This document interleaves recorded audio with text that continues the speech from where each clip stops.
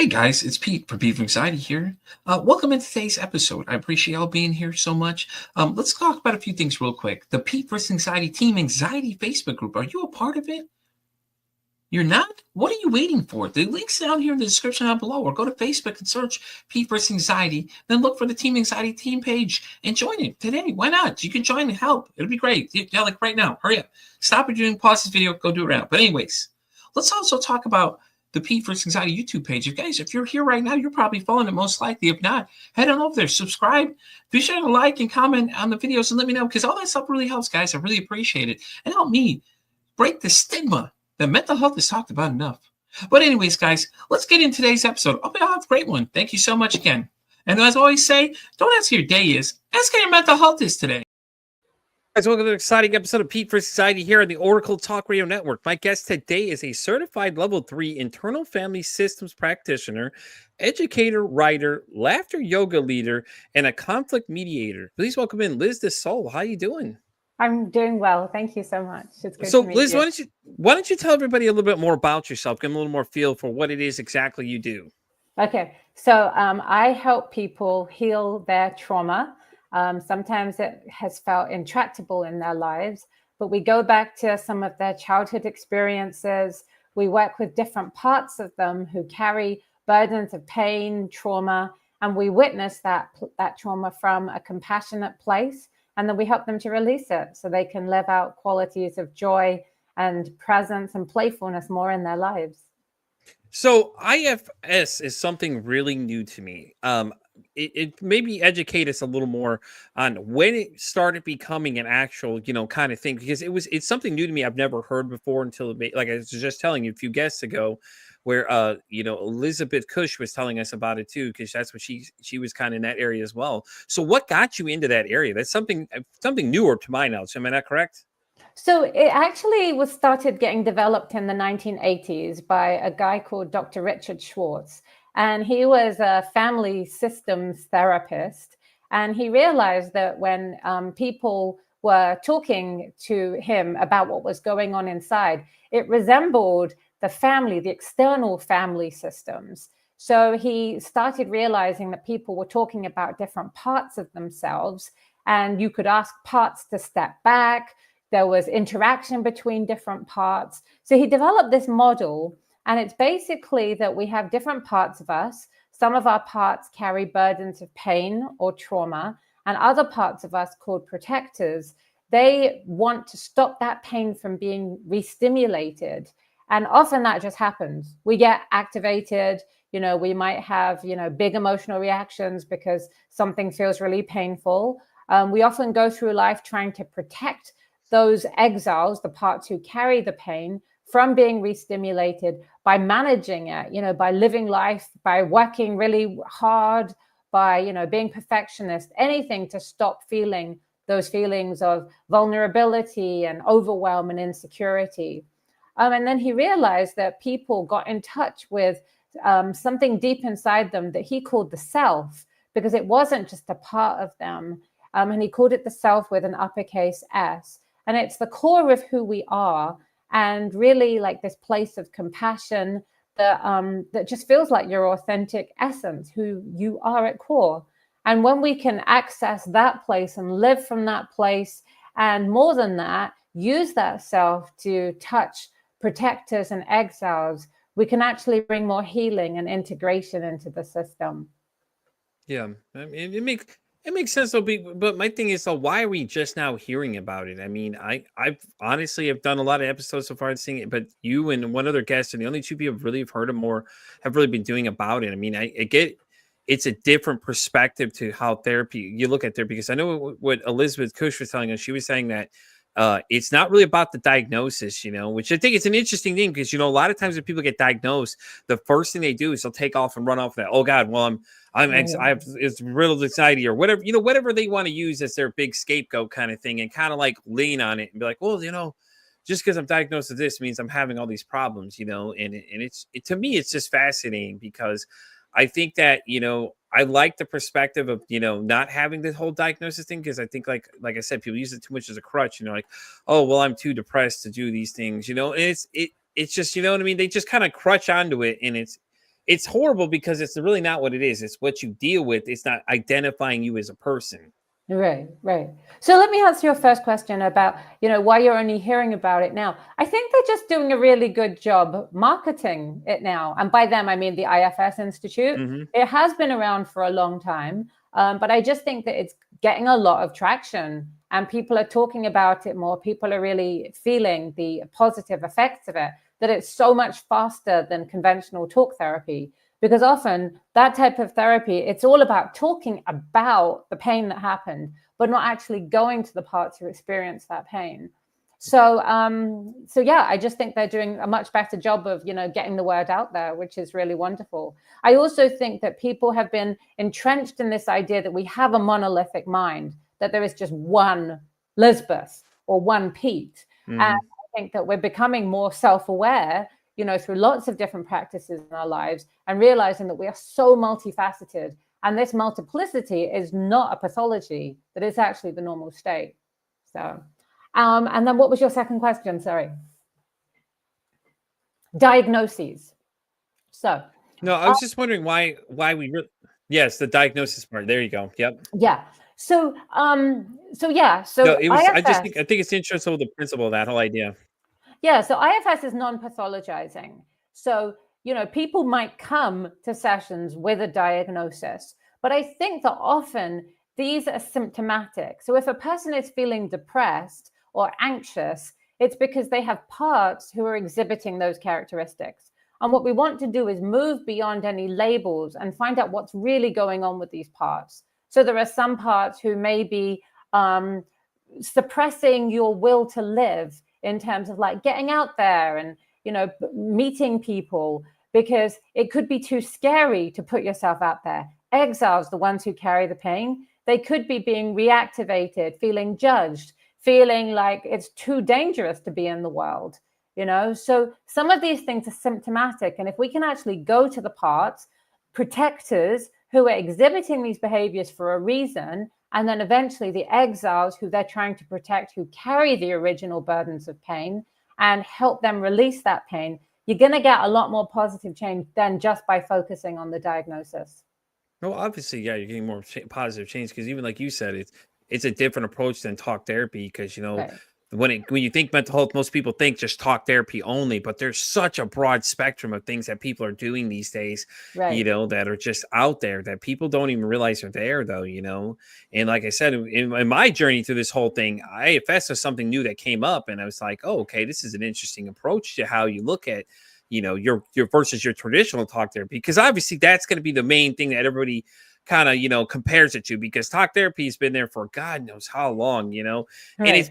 it's evolved through time though, if you think about it. So from the time that it came into conception to where we're now, man, everything has just changed completely, like, the way we look at things and all that other kind of stuff, so I find it so fascinating because I'm like, obviously it's effective, because if now I'm hearing more about it, means clearly it's making traction now, that people are getting effectiveness out of it, and it's working so well that people are like, oh, hey, man, you got to check this out. This is something new to, it's getting enough uproar that, now it's starting to surface for me, for people like me and other people that are starting to discover this, even though it's been around for so long, I think it's very fascinating, honestly.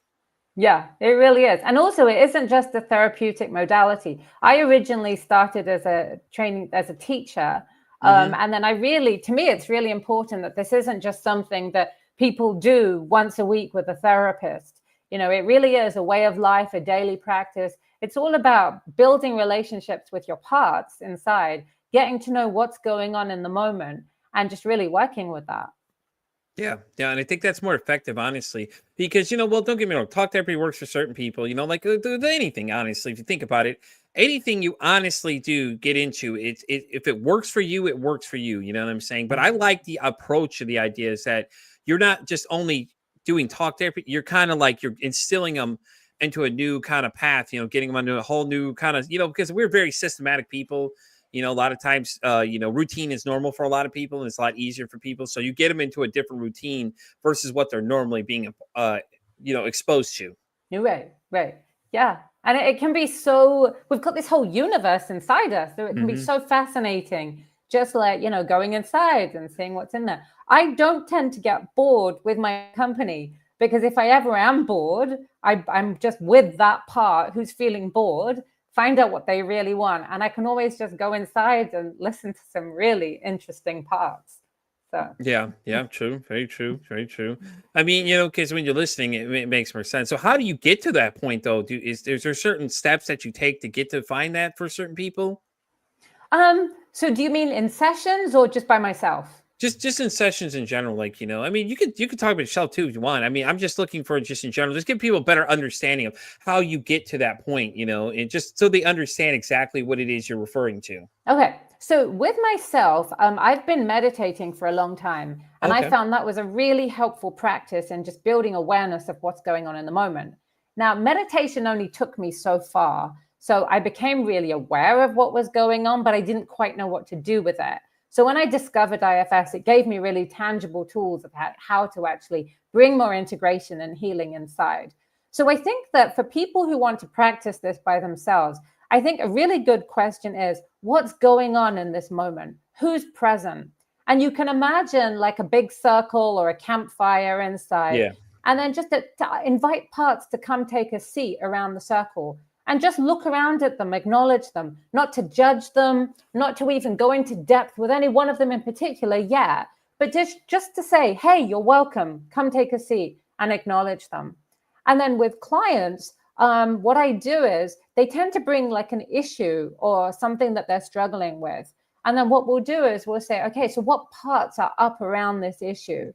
So for example, it could be something in their relationship that's bothering them. But often, even with seemingly singular questions or concerns, there are many parts who are involved. So we take a similar approach. We say, who's present around this?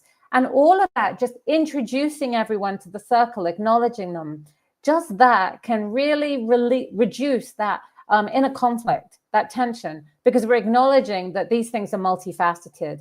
And then we get to know the different parts who are involved in more detail. When I hear meditation, it's not really shocking because lately that's what you hear. A lot more people are meditating. And I know everybody has that weird preconceived notion of what a meditation is like, and it makes me laugh though, because if you think about some of the stereotypical things people say about it, they're like, they always picture some guy, some hippie or something like that, just sitting around. It makes me laugh because it's like, dude, try it sometime. Like you can meditate like 5 minutes a day. All you just got to do is just relax your mind, honestly. And it helps though for a lot of people, like especially when you have anxiety though, because my brain goes 1,000 miles an hour. Sometimes, you just need to clear those thoughts because if not, they're going to start taking off like the Flash, and you're just going to be like, it's going to be cycling and it's going to shoot off, and every time I hear meditation, things like that too. But let me ask you a question though. I know when we introduced you, laughter yoga, I am very interested about this part of it. Okay. So laughter yoga originated in India. And it's similar to yoga in that it's all about breathing, so we do different exercises to cultivate breathing, exhalation and laughter. Okay. Yeah. And the theory is, and it's, I'm sure you can agree with this, we don't laugh enough in our lives. Mm-hmm. We don't laugh deep, good belly laughing. And it's so good for us on so many levels. So I first heard about laughter yoga years ago. When I was living in Australia, and it just looked so weird and awkward to me. And I said, okay, I just want to push myself outside my comfort zone and try this. And there was actually a laughter yoga club in my town. So I started going along, and it was so much fun and really not as awkward as you might think, because there were these exercises we do to actually facilitate the laughter. So then I trained in it because I just wanted to understand it more and just learn so much more about it. And the reason was because the reason I decided to go into it more was because I really wanted to bring more of that emotion, that energy into my IFS practice. So in IFS, I've talked about the self. We have these these qualities called the 8 C's and the 5 P's of self. And they're things like presence, playfulness, compassion, curiosity, calm, courage. And I actually have them on my mug because I'm like, I just want to remember to bring them more into my life. But playfulness is one of them. And sometimes people think therapy can be so dour and depressing. And what I really wanted to do was bring some more of that energy in. So that's why I really started learning more and training in laughter yoga. And actually, right now, I decided that I wanted to like really immerse myself in like the benefits of laughter yoga. I mean, I can imagine what they are doing it for a sustained period of time, but I'm actually in the middle of a 30-day laughter yoga challenge that I set myself. So every day I'm joining a Zoom call somewhere around the world and doing a laughter yoga session. And it is hilarious. It's so much fun. And of course, it just brings so much joy into my days. Yeah, and you've been everywhere though. Japan, Australia, New Zealand, California. Now you're in South Carolina. Like you've seen the world, man. And you're originally from England too. I forgot. Sorry, you're Yeah, originally yeah, from yeah. England, but you've been all over the place. Like you've seen a lot of things. It during your travels though. My thing is like, do you pick up a lot of things as you go? I'm sure you do. Like you get to different places and learn different things about how people look at different things. Like, Japan Yeah. versus Australia. I'm sure there's a way big difference of how they look at things and how things operate too. Right, right. And so those are the places where I've actually lived. I've been to other places just visiting. But for me, it was really exciting to have these opportunities to live in different places because it was like I could bring a beginner's mind to things, because places like Japan are so different from other countries like Oh yeah. the United States, England. And that was part of my thinking. If I could go and push myself outside my comfort zone, I would learn so much about who I am. So I went to Japan when I was 24 and I lived there for 3 years. And I tried to I was teaching English at a Oh, high okay. school, but I did try to immerse myself as much as possible. And it was an amazing experience, just like really being in such a foreign place and learning so much about myself and how things that we assume about how people work and how the world works, they can easily be turned on their head just by immersing yourself in such a different culture. Yeah, I think that's very true. I think going there and seeing how it is versus, listening to everybody else tell you things Right, is the number one thing because, we all know with the internet how that works, it's right, just, right. and that's what I don't like about social media. I feel like there's too much misinformation out there now. I don't think enough people check their sources. Like people start telling you things, it's like, don't be afraid to ask these people, hey, listen, what's your credentials? If Right. you're giving me advice, what the heck are your credentials? Because most of the time you're going to find that most of these people have no idea what they're talking about. They're just rambling things on just for show. Yeah, totally. So I have a question from Instagram. The Mental Health Movement Podcast is asking, is there a wrong way to meditate? Let's see. Well, I have an opinion about the right way to meditate. So I do think there are a lot of preconceptions Yeah. about what meditation is. And I Mhm. also want to say there are many schools of meditation. So it really depends on like which, I think it would be great to like choose a school of meditation. And my first teacher said to me, just choose a type of meditation, commit to it for 5 years and evaluate after 5 years. And I said, say if I don't like it. And he said, that's just an experience. Just be with that experience and evaluate after 5 years. So that's what I did with Vipassana meditation. And I have changed my form of meditation since then. But in terms of a wrong way to meditate, I think people try to make meditation a spiritual and blissful experience. And for me, meditation is just about being present in the moment with whatever comes up. So if some negative things come up, just fine, notice them because that's what's going on in the moment. I think some spiritual bypassing, like pretending to be really deep and insightful and holier than thou while you're having that experiences, that to me is the wrong way to meditate. But to just say, hey, I notice you. Now, what you can do, what schools like Vipassana will teach, are to notice those things and then move back to your breath or another constant.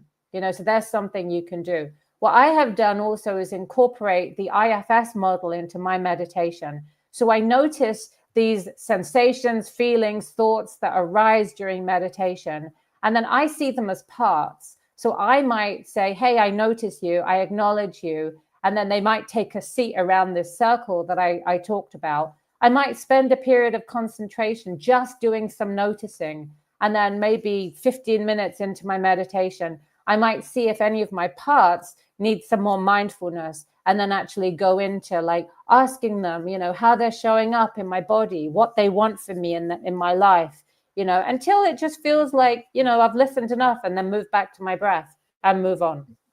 I love it. I love it. So I had a question though for you. I'm sure you get this. You may get this. You may not get this a lot. What got you started into this area? Because a lot of us as kids, I'll be honest. We all had dreams of, I wanted to be an astronaut as a kid, but God knows that wasn't happening for me. Like, what got you into this area of where you're at now? I mean, because it's so interesting to hear people's origins, like what put them there. Because a lot of times you hear nowadays, a lot of traditional therapists are switching to other methods than what they originally were in when they first started the whole thing. Right. So I was a very lonely, insular child. So I spent a lot of time by myself, and I would just go inwards. Now, I didn't have the language of parts and all of that, but I just really got to know what was going on inside me. Sometimes really didn't like what I saw, again, because I didn't understand the whole language of parts and all of that. But it really helped me just when I eventually started meditating, then really to say, okay, this is what's going on inside me, to get some understanding of my inner system. So then I started meditating, and then I started training in something called nonviolent communication, which has its roots with a psychologist called Marshall Rosenberg. It's not just a communication method. And then these things were really helping me to know myself. But as I said, it only took me so far. I wasn't able to just say, okay, now I've seen some of the negative things inside me. What do I do with that? So when I discovered IFS, I was actually going through a really nasty divorce and custody case at the time. I read about it and I was like, wow, this really sounds like it brings together the different modalities I've been exposed to. And it gives me some hope that I can go back to childhood issues and actually heal them. I wanted to be a teacher and a writer from when I was really young. And then I wanted to make a difference in the world. And one of the ways that I wanted to do that was through helping children. So I became a math, science, and biology teacher. And I think I was a pretty innovative teacher, but I was very restricted by the school system, by the curriculum that I had to teach. And then ultimately, there was a limit to how much I could really help children in their families as a teacher, because there wasn't a lot of power that I had to be able to go to those places and really help children. So when I became an internal family systems practitioner, I realized that I was going back to that original goal of trying to reach children, because I was helping adults heal their inner children. And then they would realize that, oh my goodness, how we teach children, how we relate to them, how we nurture them is so important. So if adults can see the effect that their traumatic and painful childhood had on them and shape them and continue to shape them, then maybe the trickle-down effect would help, and that then we would start treating children better as a result. I think it's interesting though, because doing this podcast, I learned that children as early as 4 start to see things and realize more than we realize they do. All these years we always thought the kids didn't know anything. Oh, they're too young to know anything. But really, did we not know is that a lot of times they're watching what we're doing and they're mimicking what we're doing too, because as they go up and get older, they're going to think that that's exactly how a normal relationship should be. So they're watching you and, your significant other or your partner, or however you're looking at it, the other person that's there, the other adult figure in their life, they're watching them to see the things that they do. Totally. So had I known these things beforehand, I would have been differently. My 3 girls I have, but now that I'm married, I got married.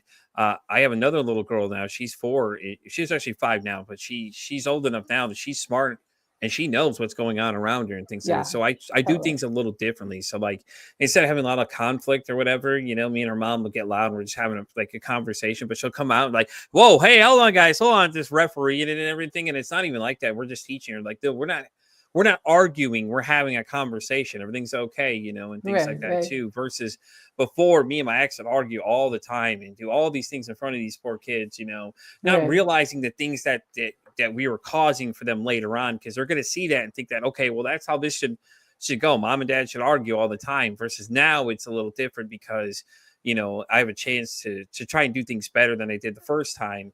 And it's a great thing though. She's 5. This kid is smart smart kid. For 5 years, this little girl is smart. She knows what's going on. She knows a lot of things of what's going on, a lot of other stuff too, That's and it's great. great to watch because now I have a different perspective though, because now I'm watching her to see what she's doing. And a lot of stuff she does, she's really smart. Like we were teaching her how to cook eggs for herself the other day. And we taught her. She knows how to, she can make her own eggs and things like that too, and it's early as 5, you can start teaching them these different life skills and things like that, and it's great because she's excited because she feels accomplished because Yeah. she's doing it herself basically, and we're Yeah. teaching her hey, listen, these are the things, these are what this is, you know what I mean? And it's great to watch her as she evolves because there's different things and all that kind of stuff too, and all that great stuff that she's learning and everything like that. How you doing, Abby? How you doing, by the way? But it's just interesting to watch because you see them. And it's like there's so much more we could teach these kids at an early age, and we can start teaching them now.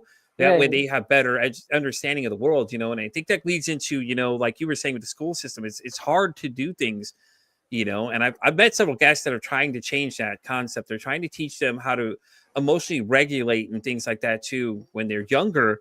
That way, Yeah. later on, they understand things better, which I think is a great idea, though. Because if you think about it, if we could teach them now, what better outcome would it be for them later on if they better understood their own feelings, especially with mental health. I don't think that we talk to these younger kids enough about it early on enough, Exactly. Yeah. because it's a tough conversation when you get to like certain topics. Woo, suicide ideation. Let me tell you, ding, ding, ding. It's like Godzilla Right. crushing Tokyo again. People start freaking out because people don't understand how to handle the conversation. Like if Right. somebody comes to you and starts telling you, "Oh, I'm having these thoughts. I want to take my own life," or something like that. It's very unsettling for a lot of people. And we had a Right. situation on the show beginning of the year where the topic had come up. The guests had talked about how they thought about it that morning. And I've never seen people freak out so bad. And it's just like it's the first time we Wow. really went deep into the topic. But me and another guest have had conversations that stuff like that too, and things like that as well. And it gets interesting because they're like, they were talking about it, and then all of a sudden people are like freaking out. Like I'm like, whoa, Wow. hold on. Everybody, before everyone just starts panicking, he's talking to us. I think that's the part people miss out on, is that Right. he is talking to you.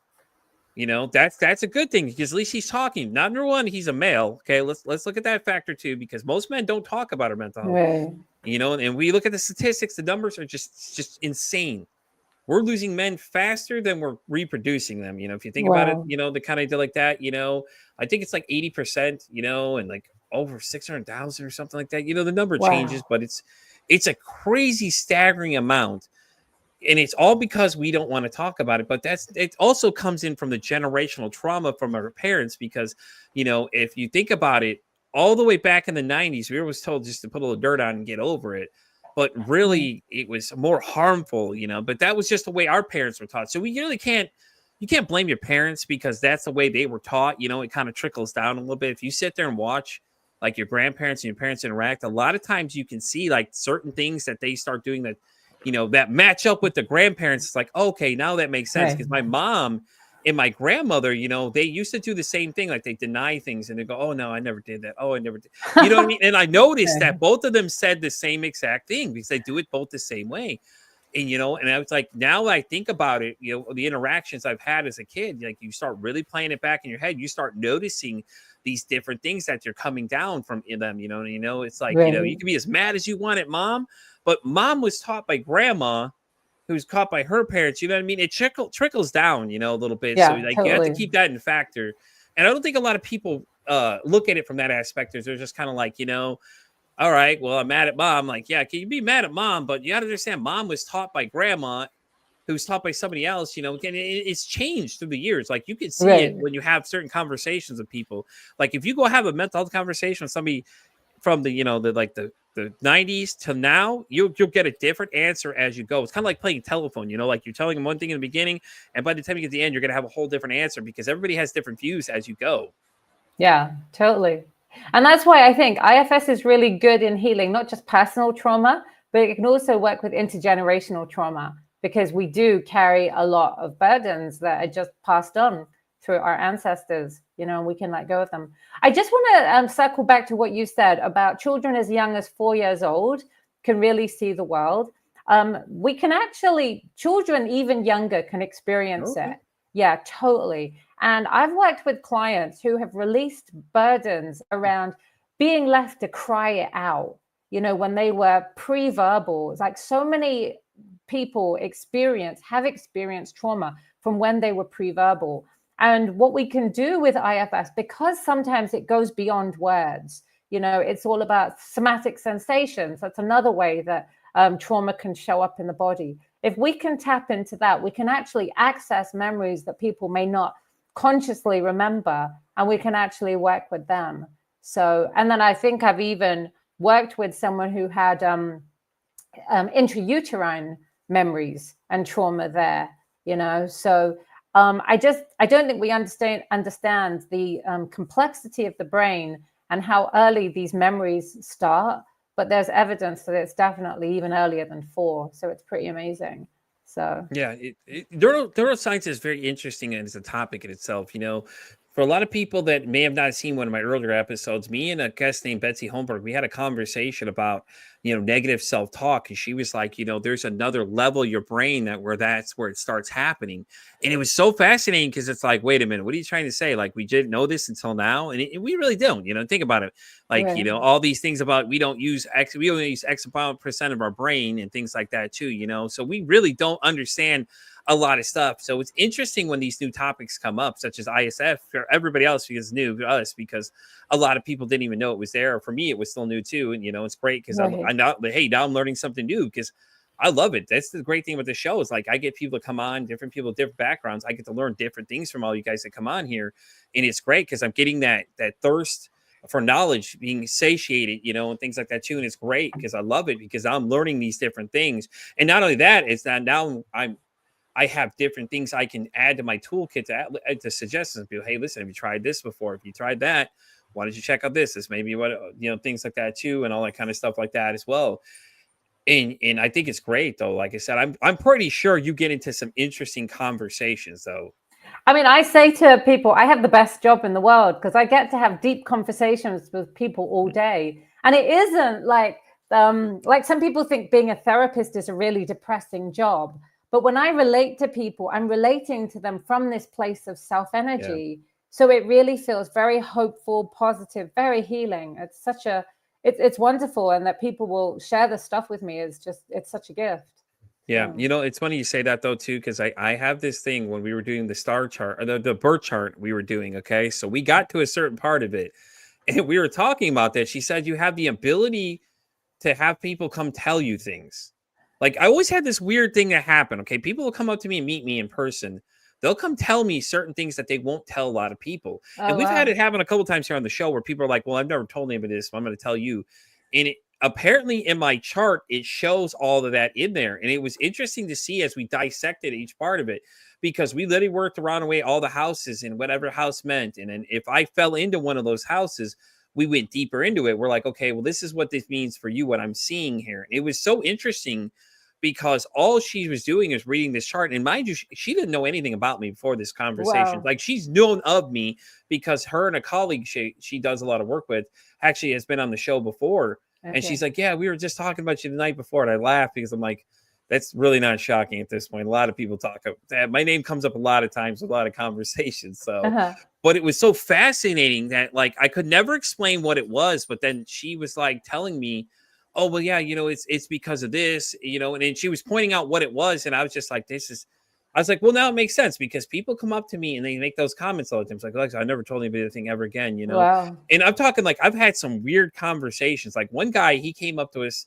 He's like, yeah, I was dead for 15 minutes. I'm like wow. What? Like just complete random. Like, no, hey, hello. Just, hey, listen, I was dead for 15 minutes. Like randomly just starts telling me these weird stories. And I'm just like, okay, dude. Like by now it's just like, all right, I've heard everything, because where I'm at, I'm usually working like overnight. So I'm up all night with people and you get the most interesting people between 2 and 3 in the morning. Yeah, I can imagine. They come in and they tell you the weirdest shit possible. And I'm just like, wow. Okay, well, that's something new there, man. Why not? Sure. But it goes for a great conversation though, because I've always had the ability to connect with people no matter what, I could strike a conversation with most people easily. I could just start hitting things and just we'll eventually catch something that catches Right. traction. You know, for people I see every single day. There's people I've seen in the beginning that said hello to me every day. Now we're talking about everything. Hey, how you doing? How's the family doing? Things like that. And it's just so interesting to see as you keep interacting with these people. They just keep seeing the same person showing up, you know, and I think that leads to authenticity. I think that's what's really great about it, is when you Right. relate to people in these things, people can feel that authenticity, especially when you're in the area you're in, you know, and things like that too. So, you know, I think that's what makes it more relatable for a lot of people, is that if you've been in the trenches, you know what it's like.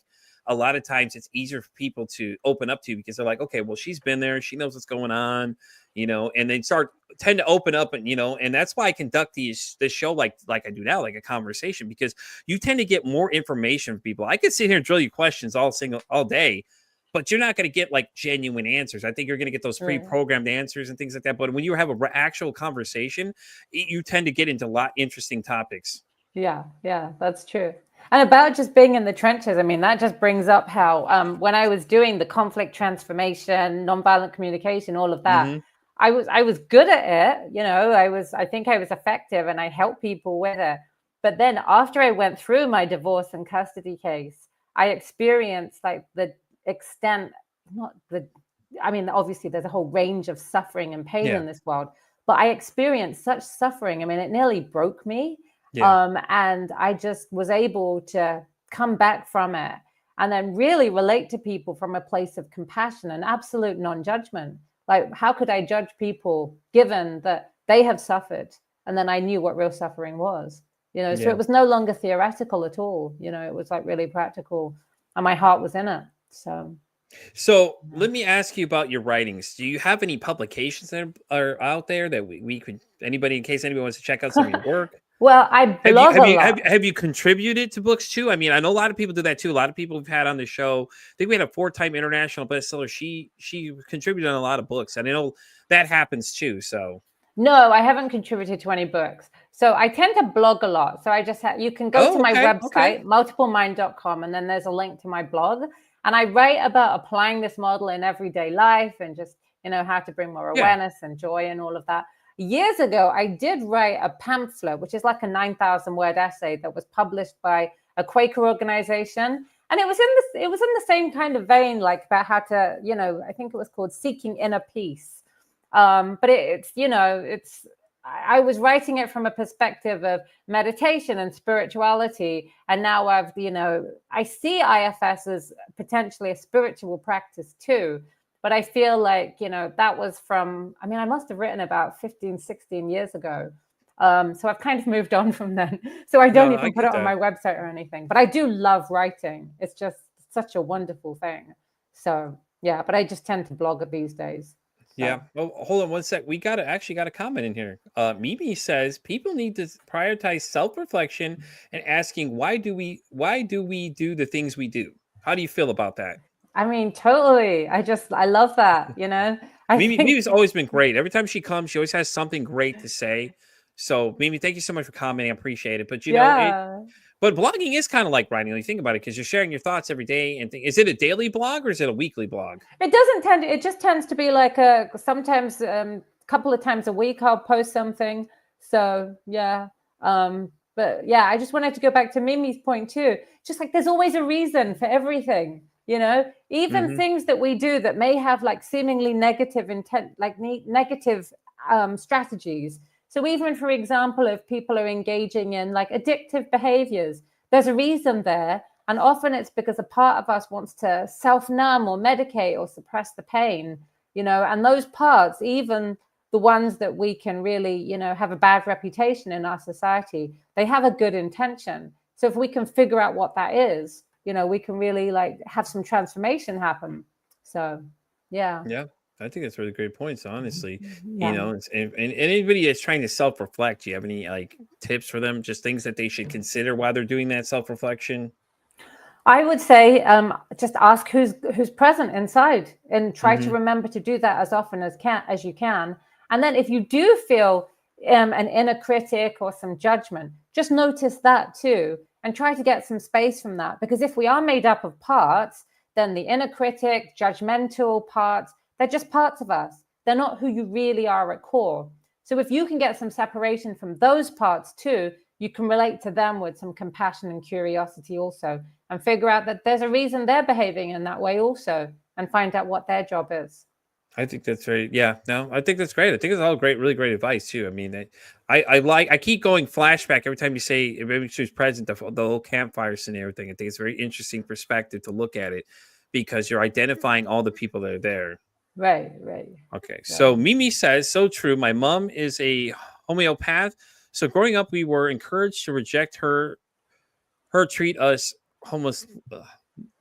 Anyways, I can't read the last part. I'm so sorry. But she has a really good point there. So you have any thoughts on that?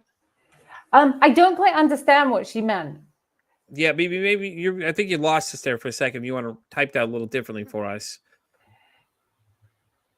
I think it's I mean, I encourage my children to question me and not take my authority. Oh, she said not reject is the second part. If you said not reject, not reject. So she said, yeah. Growing up, we're encouraged not to reject, to help her treat us homeopathically. God, I cannot read. Homeopathically. There you go. I cannot read today. Sorry, guys. So yeah, I mean, I don't know much about homeopathy, but yeah, I do. I as I was saying, I try to encourage my children to question me, to question authority, to develop critical thinking, and just to like listen to what's going on inside them, so that they can trust their inner authority. Because I think that a lot of children are just encouraged to defer. Oh, she encourages us to self-reflect, by the way, Lizbeth. That's what she was saying. Okay, self-reflect. Okay, I got it.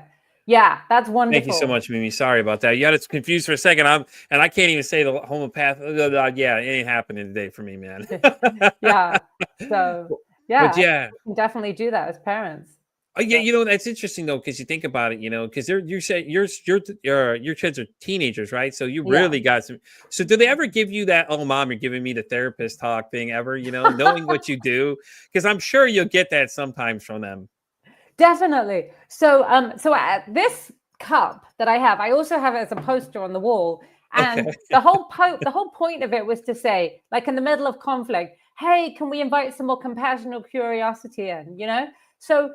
It has actually been super helpful. And I've witnessed times when my children have had conflicts and they have actually done some IFS on each other. Like, hey, can you ask that part to step aside? Hey, what does that part really want? And I think one time my daughter was disturbing him at night. He couldn't get to sleep. And then he said, I wouldn't have got to sleep, but I managed to do some IFS on myself. I have no idea what IFS he did. I think he just listened inside, but he didn't expound on that. So I think that I've definitely seen my children use it in positive ways. And then, yeah, other times they do tell me to just be quiet. They're done with it. They just want to have a normal conflict, just talk to each other in normal ways. So yeah, there's a bit of both. Mom, just let us fight this one out. Come on now. Exactly. Let's go. Let's duke it out here, man. Yeah. You know. Sure. Oh yeah. It's interesting though to see though, because do you have boys and girls? I have one girl and one boy. Okay, so it's really interesting then, because you're seeing both sides of the whole spectrum as it's going down. You're just like, okay, here we go. Right. Yeah. And my sisters were 5 and 6 years older than me. So I effectively grew up like an only child. So even though like I was aware of sibling rivalry, some of the dynamics, seeing my children, there's only 3 years between them. They bicker a lot sometimes. And I just had to learn to just say, okay, I'm going to leave you to this. And they do sort things out pretty well. But yeah, just realize that this is just, you know, a part of it. And I have to kind of let go of some of my control as well. Mimi actually responds. She says, homeopath was a lifesaver. And as an angry child who lost the plot a lot, homeopath has helped me be so chilled out and not to be reactive. Yeah, I figured that's what you were saying. She put be reactive. I figured that's what she meant to say there. I got you, Mimi. Thank you so much for correcting us. But I mean, you know, I think it's a great perspective. Honestly, think about it, because I think angry child is a lot of times misunderstood for, you know, somebody that's trying to communicate something is frustrated, though, don't you think? Like they're trying to get their point across but don't know how to say it. And I think you see a lot in the younger kids too, when they're really frustrated. You can see you really watch them, they get frustrated and they get mad, and they'll come back to the conversation, just take off, and they'll come back 5 minutes later and they're just like, oh, okay. It's like, Yeah. All right, what kind of Dr. Jekyll and Mr. Hyde kind of thing are happening here, man? Hold Yeah. on. Yeah. I have this wonderful video of my son. I think he was about 18 months old and he was really mad at me. And I was trying to convince him of something and he couldn't be convinced. And then finally, I just started giving him empathy. Like, are you disappointed? Are you angry? Are you sad? He just calmed right down. So we watch that video sometimes because, and then he's like, yeah, mama, you need to remember to do this more, so. Well, he's challenging that authority right there. You told him, man. Exactly. So, but no, I think that's great, though. I think that's great when you explore that path with kids, because my wife does that with our daughter. She'll go, okay, so what are you feeling right now? Trying to teach her what these feelings are she's feeling. So Yeah. we're, trying to work her through it. Like, listen, hey, are you upset about something? What's making you mad? And I think it's an interesting promotion. A lot of people are like, oh, well, that soft talk or whatever that is, the talk parenting doesn't work. I think it works a lot better, honestly. Threatening to beat your kids didn't work so great as a kid. Like, Right. we got her. I got my ass whipped a couple times as a kid. I ain't gonna lie. It was, I pushed the button a little bit myself, but the approach she uses is a lot different, though, because like I'm so used to being the reactive type, and now I'm just stopping and watching to see what the little one's doing, because then you're asking her, like, what's wrong, what are you mad about, and just trying to talk to her and try and get her to express what exactly it is she's feeling. Are you frustrated? Is there something you're mad about? It's so interesting to watch her, though, because like I said, she's a brilliant little girl for 5 years old. I think she's advanced a little bit, to the point where she kind of understands a lot more things than usual, because the way her mom's been raising her, and talking to her and everything else, and not like just quick to yell about things, because I could raise my voice a little bit and it startles her. But if you start talking to her, like, she'll start really reacting better to you. She'll just start listening, like I'll ask her to do things, like I'll do like this, like, hey, listen, I need you to do something. I point her, I look at her and say, hey, listen, look at me. I said, I need you to get that, and kind of direct her a little bit what I need her to do. And she's more receptive versus, when we were kids, your parents were yelling, hey, you better go pick that up or else you're going to get something. You know what I mean? All that, it just doesn't work. Like, it's already proven it doesn't work. And I think just encouraging children to understand their feelings is great, because feelings are normal. And I think often we're taught to like feelings, dislike feelings. Feelings have no moral judgment associated with them. They're just feelings, and they give us so much good information about what's going on inside us. So if, just like your wife encouraging your daughter to just listen to what's going on, I think that's brilliant. Yeah. I think that, like I said, she's teaching her what her emotions are. Hey, what's this you're feeling right now? Because my wife has to remind me sometimes too, like, hey, listen, hold on, we're trying to teach her what her feelings are and things like that too, and I try, and I'm learning as I go too, because like I said, I had my the way I raised my daughters was different how we raise her, though, because she's not my blood, but still I still love the kid to death, man. Me and her are like Batman and Robin. Everywhere I go, she's usually there with me half the time anyways. Wow. Me and her spend a lot of time together and things like that too. So it's interesting, because now it's like, you can't approach it the same way you used to do it. So now it's different. And especially when you're a step parent, it's like, you don't know how this child views you right now. It's like, sometimes she'll call me dad and sometimes she won't. And it doesn't really affect me. At first, it was real weird at first, because I'm like, I'm not trying to replace your dad. You have a dear dad. I'm not trying to replace that person, but I went away from that mentality and just kind of just went with the flow. So I'm like, you know what? She doesn't know, or this is how she's identifying people. So she'll call me Daddy Peter sometimes and things like that too, and stuff like that. So I don't really say anything about it. I just kind of go on my day. It doesn't really affect me. At first it was just really weird, because I'm like, I don't want, my biggest fear was like, I don't want this other parent to think I'm trying to take over his spot and his role as her parent. You know what I'm saying? Like, you have your dad. I don't mind being another parent figure in your life, but you understand that your dad is still there and I am not replacing that person. Yeah. And I think that when it comes to step parenting and kids with other people that are, there's somebody that's outside of the biological mom circle, it's harder for them to understand it at times, because I mine have a lot of pushback, because, oh, well, she's trying to take over as my mom. No, this is so-and-so. It's usually their name, insert the name here of the step parent. Cause I do that with I call my my dad's new wife mom all the time. It's just how I am. I'm very accepting of many people. I did learn early on in the show when I interviewed a gentleman named Dr. Tim. He said that, based on the fact that I was abandoned when I was 10 is why I tend to try to make people feel more included. So when I do it, I always try to make people feel included, because I always say, always call her mom and everything. So I know that's what she wants to hear. And to me, it didn't really bother me. If that makes you feel more included, I'm going with the flow. Sounds good to me. Let's go. Whatever makes you feel more in, in the group, basically. So Yeah, that's wonderful. Good. So we're at the important part of the show where those two magic questions I said I was going to ask you. Okay. So one of them is credited to a good friend of mine. She runs a show called The Shit That Goes On in Our Heads. My good friend Gretchen asked me while we were recording together. She said, Pete, if your mental health had a song, what would that song be? So my question to you, Lizbeth, is if your mental health had a song, what would that song be? Oh my God. Oh goodness. There's that Cat Stevens song. Listen, Cat Stevens is the first time now. We've had some interesting answers along the way. We've had it's the one that popped into my head. And it's not so much the lyrics, it's Here Comes My Baby. And it's more that actually maybe it is the lyrics too. So it's a love song, right? Yeah. But there's something about the way Cat Stevens plays the guitar and the piano. It sounds like butterflies fluttering the way he does those chords. And it just makes my heart feel so alive. And yeah, thinking about, I said it wasn't the lyrics. And then it was like, well, hang on, maybe it is. Because sometimes it's like, it's about wanting something and not getting it. And then it's like, okay, I'm going to be okay with that too. So yeah, I think that song just brings me so much joy. I just love it. So that's what I would say. Here Comes My Baby by Cat Stevens. And a lot of people go, man, that's a great question. Like it is, isn't it? It's a really good question. A lot of people get caught off guard. They're like, oh, hold on. All right. Before we get into the next question, Abby has commented. So we're going to read what she said. She said, I used to get more frustrated and mad if my mom tried to talk to me about my feelings, but the angry stage, it was too late for me. Now I still get angry, but I can self-regulate now and also not wanting to, she says, onto that angry like used to is a huge thing. Yeah. I think it's really good though. I think it's great that you're self-regulating because at least you can see it. You're looking at it from a different perspective, because when you get angry, a lot of times, what is it? The thing they say, you see red all the time, and it doesn't have to be like that. You can use your rage as a bonus. You don't have to use it as a source of being angry all the time. Right. What I mean? And anger is a protective mechanism. It shows there's something precious inside worth protecting, so we can listen to it for sure. So.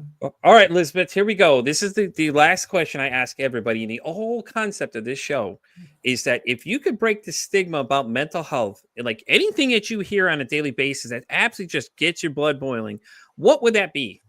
Okay. It's when people say or think that there's something wrong with them. That really bothers me because there's nothing wrong with them. Something happened to them. And I think if you can reframe that question, every time you find yourself asking it, and I still ask myself, I found myself asking myself that last week, oh, what's wrong with me? And then I was like, oh my God, I can't believe even I'm doing that still when that question bothers me so much. Reframe it to what happened to me. And then even asking that question shows that there's a connection between how we were parented, what we experienced in our lives, how all of that shaped us. And then asking that question brings compassion and curiosity to ourselves. And that's actually what we need when we're trying to heal, not judgment. I love it. I love it. Well, thank you so much, Lizbeth, for being here. I appreciate you coming in. If anybody wants to reach out to you, what's the best way to get you? The website? Yep, my website, multiplemind.com. Awesome, guys. Listen, go check out, Lizbeth's work. If you have any question or anything else like that, too. And any of that kind of stuff, reach out, ask her, she can respond back. She'd love to hear from you guys. Mimi, thank you so much for commenting. I appreciate you being here and all the great comments and things you have to say, guys. And as I'm Pete vs. Anxiety. I'm on Spotify down to iHeartRadio. I'm on X all the way down to TikTok. And God knows I'm everywhere like Visa, everywhere you want me to be. And, as I always say, it costs nothing, absolutely nothing to be kind to somebody. One kind act you can do can save some life, or hell, you can make their day. I'm Pete vs. Anxiety signing off saying, hey, don't ask how your day is today. Say, hey,